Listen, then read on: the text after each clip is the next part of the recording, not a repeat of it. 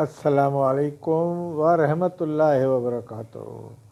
ناظرین کرام، تلخ و شیریں کے حوالے سے میں متحدہ قومی موومنٹ کے حوالے سے کچھ اظہار خیال کروں گا۔ آج پاکستان کے اندر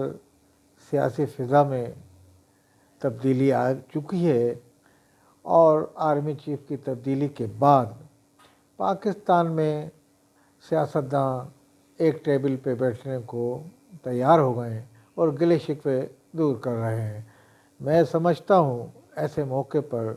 الطاف حسین جو پاکستان بنانے والوں کی اولاد ہیں اور پاکستان میں ایک اپنا سیاسی مقام رکھتے ہیں اور پاکستان میں ایک اثر و رسوخ ہے سیاست میں ان کا، اور انہوں نے حکومت کی یہاں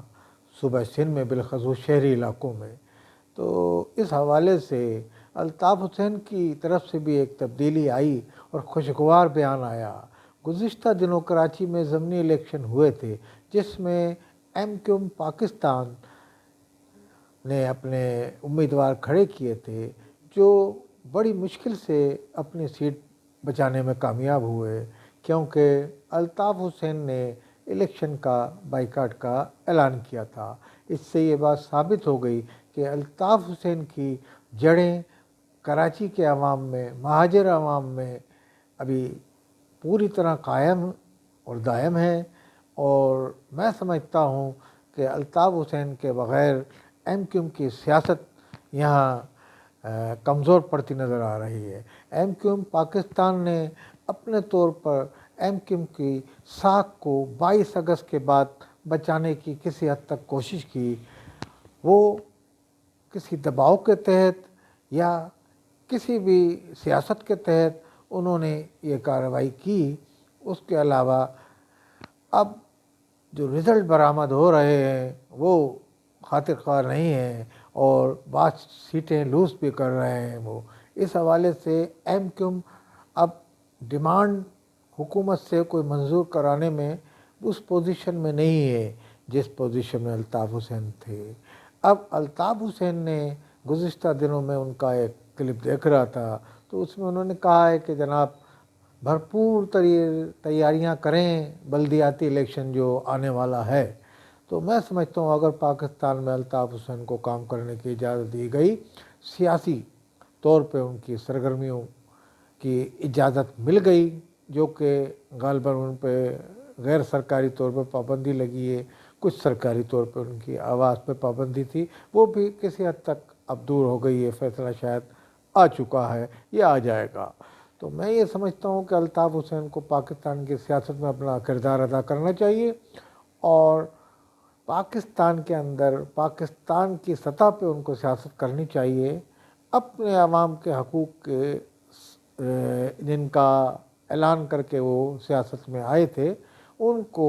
اولیت دینی چاہیے، اس کے بعد ملک کے مظلوم عوام کی خدمت کریں۔ وہ سب سے پہلے اپنے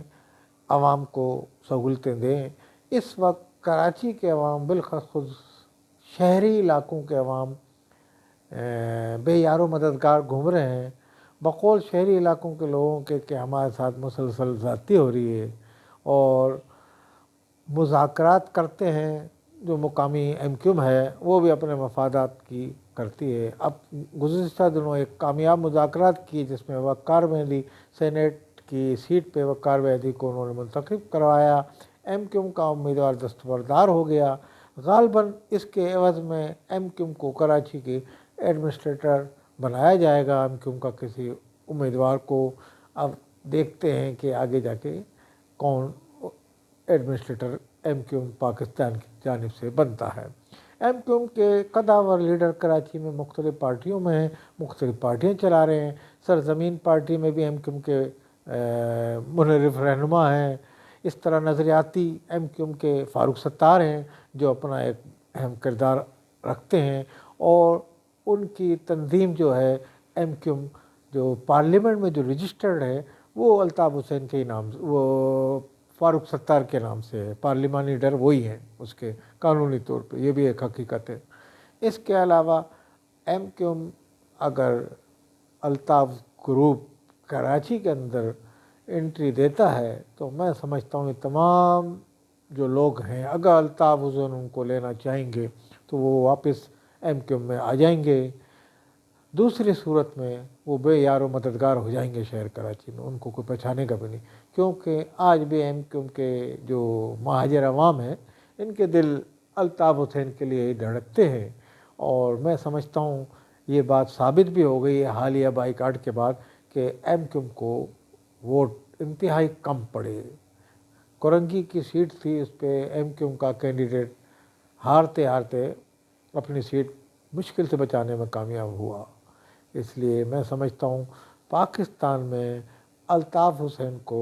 सियासत करने की इजाज़त दी जाए और पाकिस्तान में टेंशन की जो फ़िज़ा ख़त्म हो रही है इस फ़िज़ा को भी ख़त्म किया जाए। शहरी इलाकों को सुकून का सांस